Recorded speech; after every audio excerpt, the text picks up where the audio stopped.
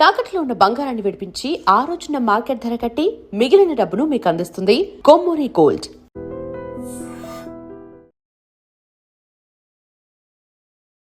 నమస్కారం, welcome to I dream. ధర్మ మార్గం విత్ విజిత కార్యక్రమానికి స్వాగతం.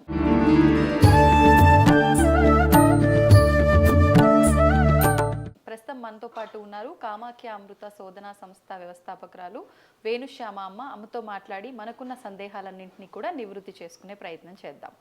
నమస్కారం అమ్మ.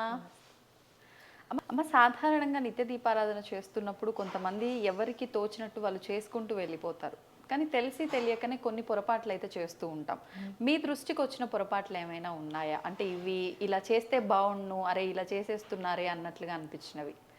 నిత్య దీపారాధన అసలు ఎందుకు చేసుకుంటాం అంటే, దీపం మీరు చూస్తే ఒక చిన్న దీపం ఏం చేస్తుంది అంటే పెద్ద చీకటిని పారద్రోలుతుంది, అంతే కదా? నిజమమ్మ. అంటే అసలు దీపం ఏమిటి అని అన్నప్పుడు మన లోపలున్న అజ్ఞానాన్ని వదిలేయడమే దీపం అంటే.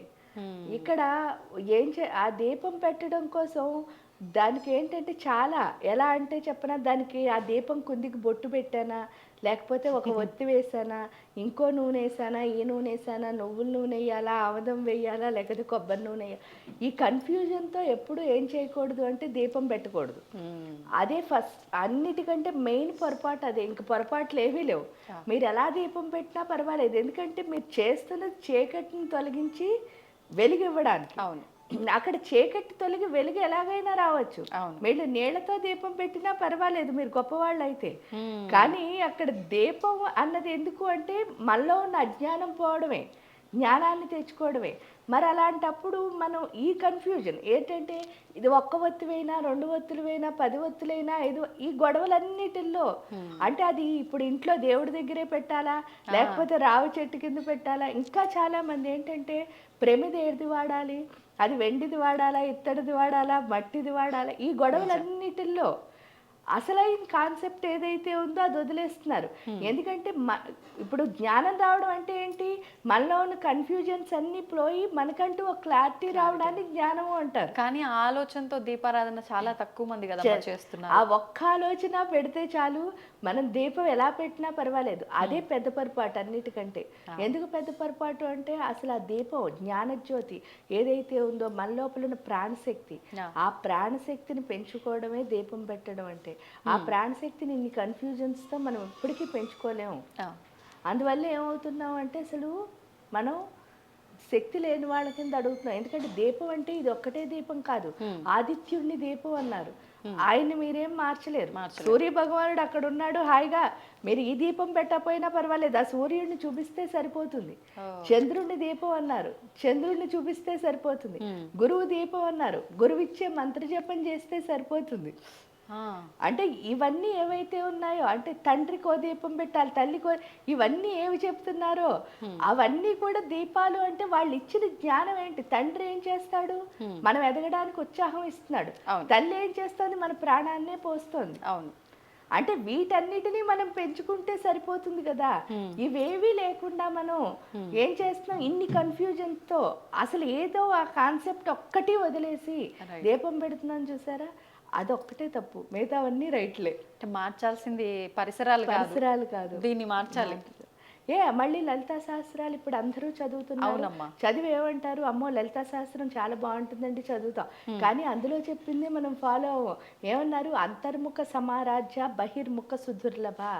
నువ్వు దేన్ని కూడా బయట చూసావు అంటే నేను ఎక్కడా కనిపించను నీకు. అంతర్ముఖ సమారాధ్య, నీ లోపల ఎప్పుడైతే నువ్వు చూసుకోవడం మొదలు పెడతావో, నువ్వు నేను ఒకటే, నీకు అర్థమయ్యేటట్టు చేస్తాను అని చెప్పింది. కానీ మనం అది ఒక్కటి చేయకుండా ఏం చేస్తున్నాము అని అంటే, అక్కర్లేని విషయాలపైన ఏకాగ్రత ఎక్కువ పెట్టి కావాల్సిన విషయాన్ని మనం పక్కన పెట్టేస్తున్నాం. ఏదైనా అంతే, నైవేద్యం పెట్టినా సరే, దీపం పెట్టినా, అన్నిటిల్లోనూ కూడా మనం అక్కర్లేని విషయాలకు ఆసక్తి ఎక్కువ ఉన్నది, కావాల్సిన విషయాలకు ఆసక్తి తక్కువ ఉంది. అందుకే అమ్మవారిని ఏం చెప్పారు అంటే చలన్మీ నాభలోచన అని అంటారు. చలన్మీ నాభలోచన అంటే ఈవిడ కళ్ళు చాలా పెద్దవి అని, అంటే ఒక రకంగా స్ట్రైట్ గా చెప్పేస్తే ఇక్కడి నుంచి ఇక్కడ వరకు ఉంటాయి, అంత పెద్ద కళ్ళు, అన్ని దిక్కులా చూస్తున్నట్టు. అందుకే సహస్రాక్షి సహస్రపాత్, ఎటువైపు అయినా చూస్తుంది. అంత పెద్ద కళ్ళు అన్నది అక్కడ ఇంకో అర్థం ఏమిటి అంటే, చలన్మీ నాభలోచన అంటే జలంలో ఉంటాయి చేపలు ఎప్పుడు, అవును. అప్పుడే కదులుతూ ఉంటాయి మీరు చూస్తే. ఆ. అదే వాటిని బయటకు తీసుకొచ్చి పాడేశారనుకోండి, ఒక్క సెకండ్లో అవి చనిపోతాయి. చనిపోతాయి. ఎందుకు కారణం ఏమిటి అంటే వాటికి నీటిలో ఆక్సిజన్నే సెట్ అవుతుంది. బయట ఉన్న ఆక్సిజన్ వాటికి అది సెట్ అవ్వదు, సరిపోదు కూడా. అంటే అంత హై ఆక్సిజన్నే వాళ్ళు తీసుకోగలరు. అందులో హై ఆక్సిజన్ ఉందనడానికి కారణం ఏంటి అంటే మనం ఎంత చిరాగ్గా ఉన్నా సరే ఒక చెంబుడు నీళ్ళు ఒంటి మీద పోసుకున్నామంటే వెంటనే ఏమైపోతాం, ఫ్రెష్ అయిపోతాం. ఎందుకంటే అంత ఆక్సిజన్ ఉంది వాటర్లో. అవును. అందుకే స్నానానికి అంత ఇంపార్టెన్స్. మనం స్నానం చేయగానే ఏమవుతుంది అంటే మన మైండ్ మొత్తం గుండె అన్ని రిలాక్స్ అయిపోతున్నాయి, బాడీలో ఉన్న ప్రతి పార్ట్. సో అక్కడ ఏం నేర్పిస్తున్నారు అంటే చూడండి, మీరు చిరాగ్గా ఉంది, మొహం అంతా నిద్ర వస్తుంది, అలాంటి టైంలో వెళ్ళి ఒక్కసారి మొహం కడుక్కోండి, మీరు ఏమవుతారు, మళ్ళీ రీఫ్రెష్ అయిపోతున్నారు. అంటే అంత ఆక్సిజన్ ఉన్న దాంట్లోంచి బయటకు తీసుకొచ్చి పాడేస్తే అవి చనిపోతున్నాయి. అలాంటిది ఆ చేపలు నేల మీద కూడా కదులుతున్నాయి అంటే జీవం ఉందిట. అది ఏమిటి అంటే ఈవిడ కళ్ళు. అంటే మీనాక్షి అని అందుకే అంటారు చేప కళ్ళు అనమాట. ఆ చేప కళ్ళు ఏమవుతున్నాయి, మామూలుగా అయితే బయట చనిపోతాయి, కానీ ఈవిడ ముఖం మీద పెట్టగానే అవి కదులుతున్నాయి. అంటే ఎంత అందంగా చెప్పారు అంటే ఆ వసిన్యాది వాగ్దేవతలు గొప్పవాళ్ళు, అంత బాగా చెప్పారు. కానీ అక్కడ వాళ్ళు చెప్పిన అర్థం ఏమిటి, చూడగానే ఆవిడ కళ్ళు బాగున్నాయని చెప్పినట్టు మనకు అర్థం అవుతుంది. కానీ వాళ్ళు చెప్పింది అది కాదు. చేపకు ఒక లక్షణం ఉంటుంది. ఆ లక్షణం ఏమిటంటే చేప ఎప్పుడు స్ట్రైట్ గా చూస్తుంది. అందుకే చూడండి అది ఇలా వెళ్తుంది, దాని వెనకాల బోల్డని చేపలు వెళ్తాయి. అది యాక్వేరియం అయినా సరే, మామూలు చెరువు అయినా సరే, ఎక్కడైనా సరే ఒక చేప ముందు వెళ్తుంది, వెనకాల అన్ని చేపలు వెళుతూ ఉంటాయి. అంటే అవి ఇటు అటు పక్కలకి వెనకలకి చూడవు. కానీ మన కళ్ళు అలా కాదు కదా, మనకు అన్ని విషయాలు కావాలి. కావాల్సింది ఒక్కటే తప్ప మిగతా అన్నిటినీ చూస్తూ ఉంటాం, అన్ని చూస్తూ ఉంటాం. అందుకని వీళ్ళు ఏం చెప్పారు అంటే స్ట్రైట్గా ఫోకసివ్గా చూడడం నేర్చుకో. అందుకని ఏంటి అంటే లలితా సహస్రం చదవడం కంటే ఇలా ఒక్కొక్క దాన్ని అర్థం చేసుకుని మనలో ఉన్న లోపాలని మనం తొలగించుకుంటే కనుక అసలు ఈ దీపం ఎందుకు పెడుతున్నామో మనకు అర్థమైపోతుంది. అంతే తప్ప ఊరికే ఏంటి అంటే ఒక ఒత్తేసానా, నువ్వుల నూనె వేసానా, నువ్వుల నూనె వేస్తే ఏదో వచ్చేస్తుంది, కొబ్బరి నూనె వేస్తే ఇంకోటి ఏదో, అవి ఒకటే చెప్తాను. ఇంకోటి ఏదో వస్తుందని ఇది చేస్తున్నాం అనుకోండి, ఇది మనం సరిగ్గా చేయగలమా? దానికి ఎగ్జాంపుల్ ఏం లేదు, మన లైఫే తీసుకుంటే. అప్పుడు ఎప్పుడో ఉద్యోగం వస్తుందని ఇప్పుడు చదువుతున్నాము, అందుకని చదువు ఏమవుతుంది, మనకు ఉపయోగపడట్లేదు, నాలెడ్జ్ రావట్లేదు. ఎందుకంటే జ్ఞానం ఎప్పుడు, విద్య అన్నదానికి అర్థం ఏమిటి అంటే నేను అన్న అబద్ధాన్ని, జ్ఞానం అన్న నిజాన్ని కలిపేదాన్ని విద్య అంటారు. సూపర్ అమ్మా.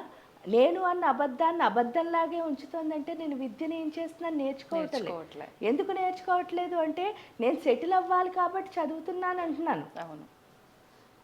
దీని మీద ఇష్టం లేదు. ఇష్టం లేకుండా చదివితే ఇదేం నా బుర్రకి ఎక్కుతుంది. ఎగ్జామ్లో అయితే రాయగలుగుతున్నాను, ఎందుకంటే ముక్కును పట్టు రాయడం అంటారు. ఆ ముక్కును పట్టు రాస్తున్నా పాస్ అవుతున్నా, మార్కులు బాగా వస్తున్నాయి. కానీ ఇదేది నా లోపల ఎక్కట్లేదు. ఎందుకంటే మన గుండెల్లోకి అది ఎక్కితే మాత్రమే అది మనకు ఉపయోగపడుతుంది, లేకపోతే ఉపయోగపడట్లేదు.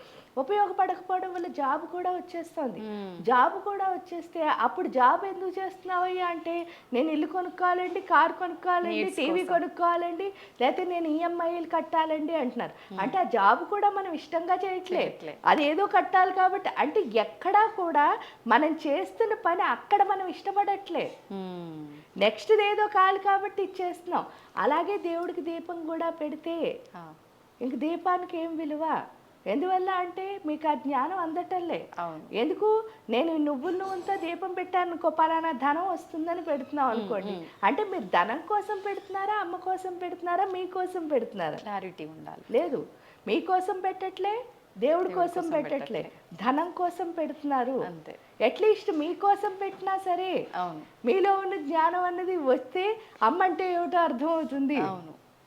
ఎలాగూ మనకి ఏమి ఇవ్వాలో ఆమెకు తెలుసు, ఆమె కోసం చేస్తున్నావా, పోనీ నీ కోసమే చేసుకుంటున్నావా అనే క్లారిటీతో చేస్తే బాగుంటుంది. అది చెయ్యకపోవడం వల్ల అసలు లేనిది అది ఒక్కటే. ఇక్కడ లోపం ఏమైనా జరిగితే మనకి లేనిది క్లారిటీ, కన్ఫ్యూజన్. కాబట్టి అదొక్కటి తీసేసుకుంటే దేవుడికి దీపం ఎందుకు పెడుతున్నావో తెలిసిపోతుంది. కాబట్టి అదొక్కటే లోపం ఇక్కడ. ధన్యవాదాలమ్మా.